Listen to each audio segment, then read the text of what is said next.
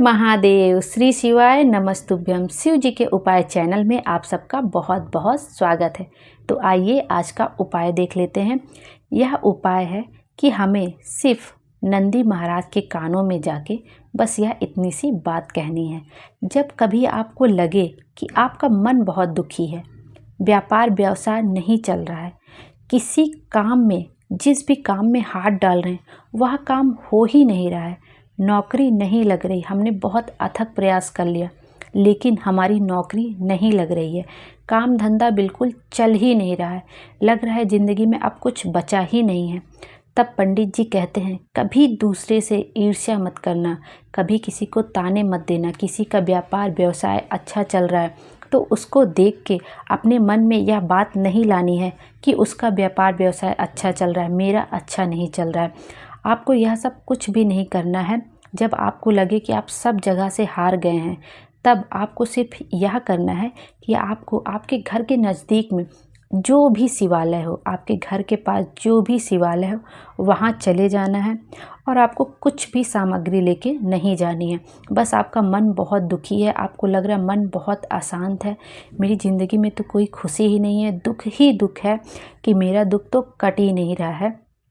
तो आप यह उपाय किसी भी दिन कर सकते हैं। आप प्रदोष के दिन कर सकते हैं, किसी भी प्रदोष के दिन कर सकते हैं, सुबह कर सकते हैं, दोपहर कर सकते हैं, शाम को कर सकते हैं, जब आपका इच्छा पड़े आप तब कर सकते हैं।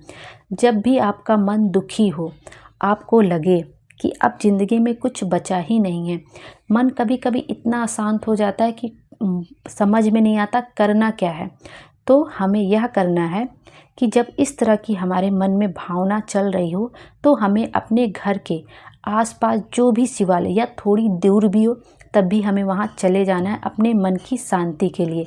हमें दूसरे से ईर्ष्या नहीं करनी है, जलन नहीं करनी है, क्योंकि जब हम दूसरों की अच्छी चीज़ें देख के उससे ईर्ष्या या जलन करते हैं तब तो हम उस चीज़ को अपने से और भी दूर कर रहे होते हैं। जब हम किसी की दूसरे की सफलता देखकर खुश ही नहीं हो सकते तो हम अपनी सफलता के लिए कैसे सोच सकते हैं, क्योंकि तब तो हम सफलता को ही नकार रहे हैं कि उसको कैसे सफलता मिल गई।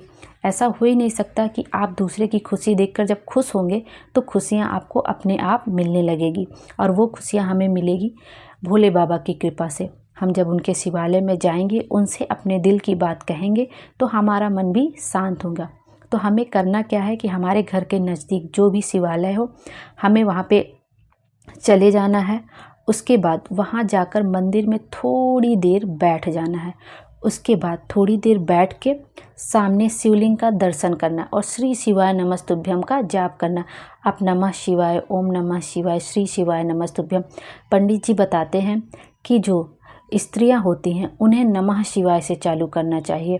नमः शिवाय, फिर ओम नमः शिवाय, नमः शिवाय, ओम नमः शिवाय, ओम नमः शिवाय, ओम नमः शिवाय।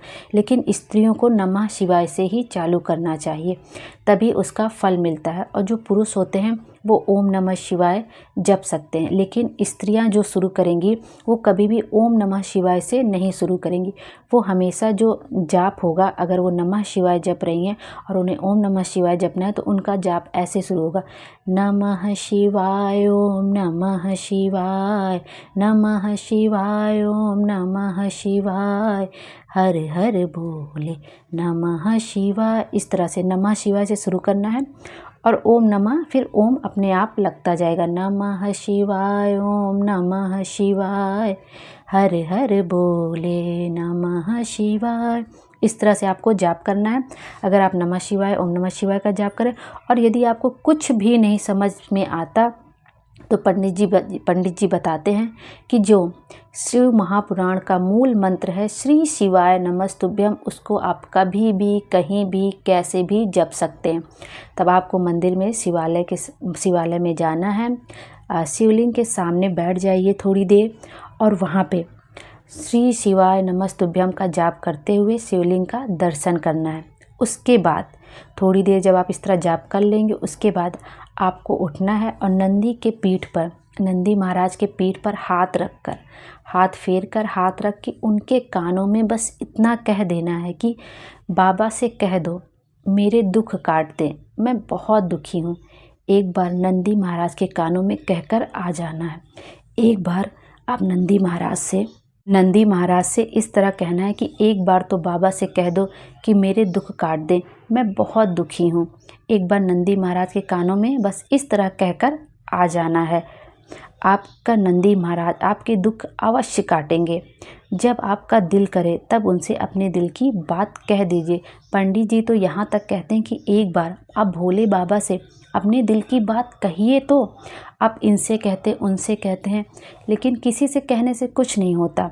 लेकिन जब आप अपने दिल की बात भोले बाबा से कहेंगे तो आपकी मनोकामना ज़रूर पूरी करेंगे। जब भी आप रात में सोने जाएं तो एक बार उनसे अपने दिल की बात कहिए तो, उनको बताइए तो कि हमें यह समस्या है। वो आपका दुख अवश्य काटेंगे। और एक लोटा जल बस शिव जी को रोज़ चढ़ाते जाइए। पंडित जी वैसे ही बताते हैं, सारी समस्या का हल एक लोटा जल।